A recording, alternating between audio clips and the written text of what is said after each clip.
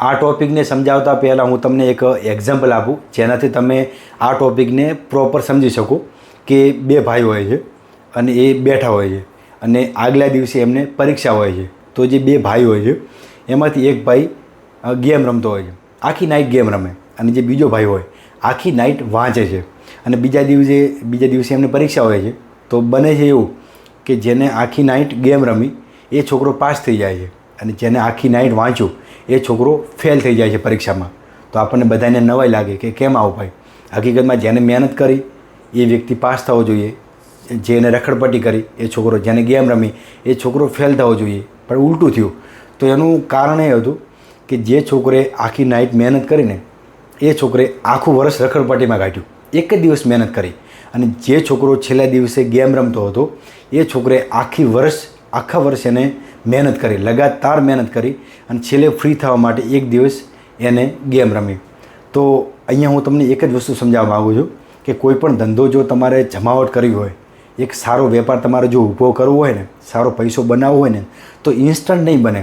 તમે એવું વિચાર લો કે 6 મહિના કે 12 મહિનાની અંદર હું ઇન્સ્ટન્ટ કોઈ એક બિઝનેસ આઈડિયા લાવું અને ઇન્વેસ્ટમેન્ટ કરી અને પ્રોપર લોકેશન ઉપર ધંધો કરી નાખું અને જમાવટ કરી નાખું, તો પોસિબલ નથી ભાઈ. હા, અમુક કિસ્સામાં આવું પોસિબલ છે, પણ 99.99% આવું થતું નથી. તમે એના માટે ખાલી તમારા આજુબાજુમાં તમારા રિલેટિવ હોય, તમારા ગામના લોકો હોય, તમારા સગા સંબંધી, મતલબ કે તમારા સમાજના હોય, એમાં તમે જોઈ લો કે જે લોકોએ ટોપ લેવલે પહોંચેલા હશે, જેમના જોડે વેપાર સારો હશે, જેમના જોડે પૈસો વધારે છે, મતલબ સારી પ્રોપર્ટી છે, એ લોકોએ જલ્દી તો નહીં બન્યું ભાઈ એમના જોડે. એ લોકોમાંથી અમુક લોકોએ 10 વર્ષ, 20 વર્ષ, 50 વર્ષ, તો અમુક લોકોએ આખી પેઢીઓની પેઢીઓ વારસાઈ જતી રહી એમાં. ત્યારે એક આખો ધંધો ઊભો થયો હોય છે.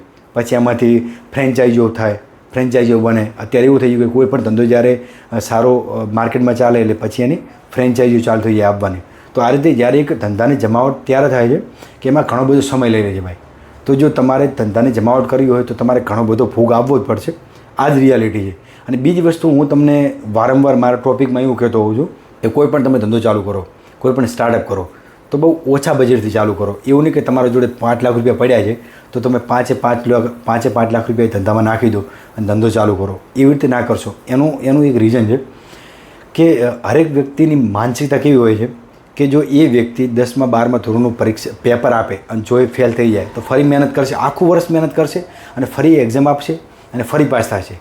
અને કોઈ ગવર્મેન્ટ એક્ઝામ આવતી હોય તો માની લો કે એ વ્યક્તિ એક્ઝામની તૈયારી કરે અને પરીક્ષા આપે, ફેલ થઈ જાય તો ફરી મહેનત કરશે, કન્ટિન્યુ મહેનત કરશે અને ફરી ગવર્મેન્ટ એક્ઝામની પરીક્ષા આપશે. કોઈ સ્પોર્ટમાં વ્યક્તિ હોય તો જો એ સ્પોર્ટમાં એ વ્યવસ્થિત ફેલ થઈ જાય છે, મતલબ નથી ચાલતો, તો ફરી મહેનત કરશે, લગાતાર પ્રેક્ટિસ કરશે, ફરી સ્પોર્ટમાં જશે અને ફરી ટ્રાય કરશે. પણ ધંધાની બાબતે લોકોની માનસિકતા આવી નથી ભાઈ. એ લોકો કેવું કરે કે બજેટ 5 લાખ રૂપિયા હોય, 5 લાખ રૂપિયા ધંધામાં નાખી દે અને કોઈ પણ રીઝનના લીધે જો એ ધંધો નથી ચાલતો તો એ વ્યક્તિ ફરી ધંધાનો ટ્રાય કરતો જ નથી. મેં ઘણા બધા અમારી આજુબાજુમાં પણ લોકોને જોયા કે જેમને 6 મહિના 12 મહિના ટ્રાય કર્યો, ધંધો ના ચાલે તો ફરી એ લોકો નોકરી કરવા જતા રહે છે. તો એનું કારણ એ છે એ ટાઈપનું વાતાવરણ જ ક્રિએટ થયેલું હોય છે કે લોકો ધંધામાં ટ્રાય કરવા નથી માંગતા. 1-2 ટ્રાય કરે, નથી ચાલતો તો મૂકી દે છે અને જેટલું પોતાના જોડે ઇન્વેસ્ટમેન્ટ હોય એ નાખી દે બધું, એટલે ફરી એ ઊભો થઈ ના શકે. તો એના લીધે કહું છું કે તમારા જોડે 5 લાખ હોય તો એમાંથી 1 લાખ રૂપિયા નાખો, ટ્રાય કરો.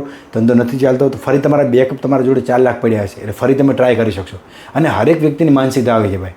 તો સ્ટાર્ટઅપ બહુ નાનું કરો અને હરેક વ્યક્તિ કે જેને સ્ટાર્ટઅપ નાનું કર્યું છે એ જ ટોપ લેવલે પહોંચ્યો છે. તો તમારો કોઈ પ્રશ્ન હોય તો કમેન્ટ સેક્શનમાં જણાવો, આપણે એના ઉપર નેક્સ્ટ વિડીયો બનાવીશું. Thank you.